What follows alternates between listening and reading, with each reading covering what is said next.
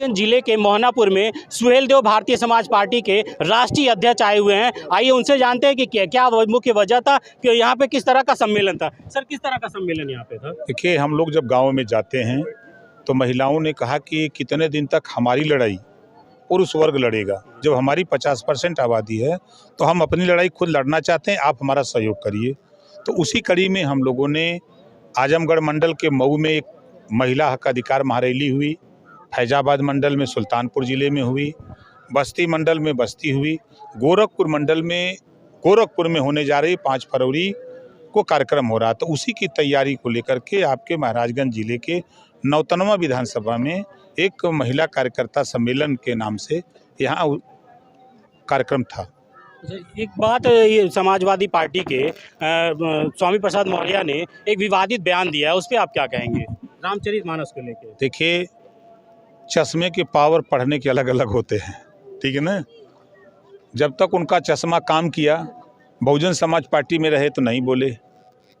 फिर रामम शरणम गच्छामि, राम की शरण में चले गए, बेटी को भी ले गए, अपना भी गए।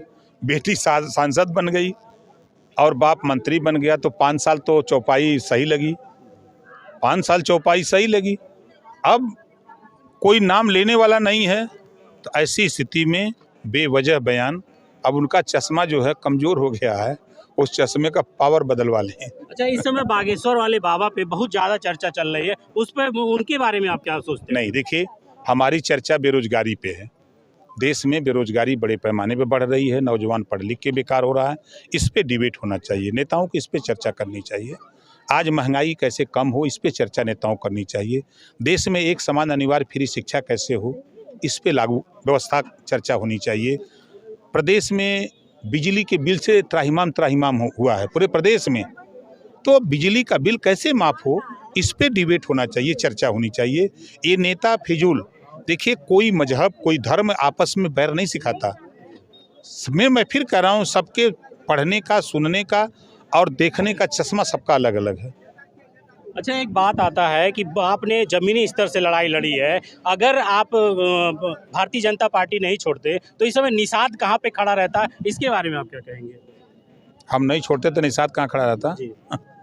अरे धरती पर रहता, और कहाँ खड़ा रहता? निषाद पार्टी का वर्चस्व जो इस समय है वो कहाँ रहता? देखिए, नेता जैसे एक गाना बजता था, एक हीरो, किसी हीरो ने गाना गाया है, लेकर नाम नसीबों का, चूसा खून गरीबों का। बात तो होती है कि हम आपको हिस्सा दिलाएंगे, बात आती है कि हम आपको आरक्षण दिलाएंगे, लेकिन सत्ता पाने के बाद नेता की बोली बदल जाती है ना।